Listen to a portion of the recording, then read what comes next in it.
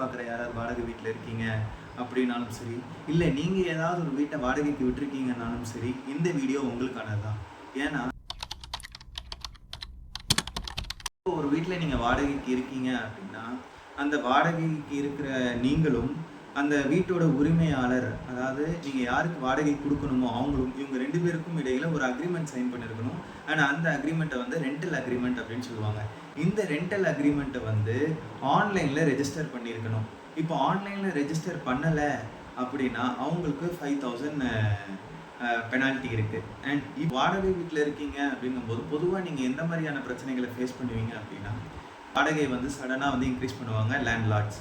So இந்த விஷயத்தை வந்து உங்கள்கிட்ட வந்து இன்ஃபார்ம் பண்ணியிருக்கணும். இப்போ வருஷம் நீங்கள் அந்த வீட்டில் தங்கியிருக்கீங்க, வாடகைக்கு தங்கியிருக்கீங்க அப்படின்னா, ஒரு வருஷத்தில் ஒரு தடவை தான் வந்து இன்க்ரீஸ் பண்ணணும். அதாவது இப்போ வாடகையை கூட்டுறாங்க அப்படின்னா அது ஒரு தடவை தான் பண்ணணும்.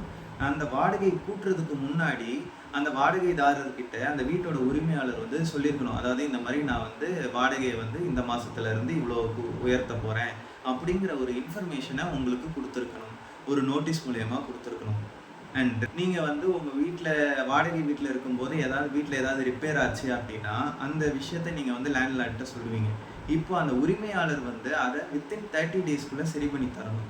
இல்லாத பட்சத்தில் நீங்கள் அதை சரி பண்ணீங்க அப்படின்னா லேட்டர் அந்த சரி பண்ண அமௌண்ட்டை வந்து உங்களுடைய வாடகையிலேருந்து நீங்கள் கழிச்சிக்கலாம்.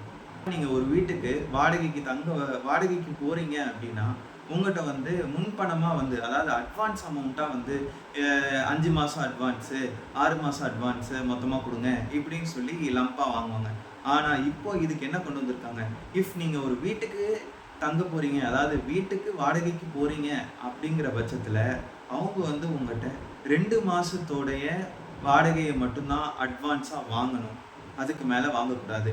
இப்போ நீங்கள் ஏதாவது கமர்ஷியலாக போகிறீங்க, அதாவது ப்ராசஸ்க்காக ஒரு இடத்த வாடகைக்கு வாங்குறீங்க. இப்போ ஒரு கடைக்கு நான் வாடகைக்கு எடுத்திருக்கேன், ஒரு இடத்த நான் வந்து கடைக்கு வாடகைக்கு எடுத்திருக்கேன், இந்த மாதிரி ஏதாவது ஒரு கமர்ஷியல் பர்பஸ்க்காக போனீங்க அப்படின்னா 6 மாதம் வாடகையை வந்து நீங்கள் அட்வான்ஸாக கொடுக்க வேண்டியது இருக்கும். அந்த வீடை வாடகைக்கு விடுற லேண்ட்லார்டுக்கும் அண்ட் டெனண்ட்டுக்கும் இடையேயான சில பிரச்சனைகளை தீர்க்கிறதுக்காக இந்த ஆக்ட் கொண்டு வந்தாங்க.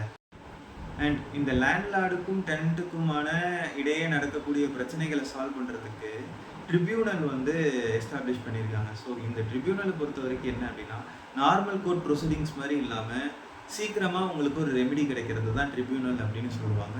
இப்போ ஏதாவது ஒரு பிரச்சனை இந்த லேண்ட்லார்டுக்கும் டெனண்ட்டுக்கும் இடையே நடந்தது அப்படின்னா அதை ட்ரிபியூனல் மூலமாகவும் சால்வ் பண்ணியிருக்கலாம்.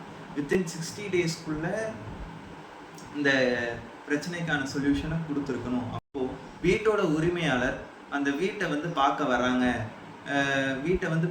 அப்படின்னா முன்கூட்டியே உங்கள்கிட்ட வந்து இன்ஃபார்ம் பண்ணியிருக்கணும். அதாவது 24 மணி நேரத்துக்குள்ளே நீங்கள் பார்க்குறதுக்கு இல்லை ஏதாவது ஒரு விஷயம் பேசுகிறதுக்குனாலும் உங்கள்கிட்ட இன்ஃபார்ம் பண்ணாமல் உங்கள் வீட்டுக்கு திடீர்னு வரக்கூடாது.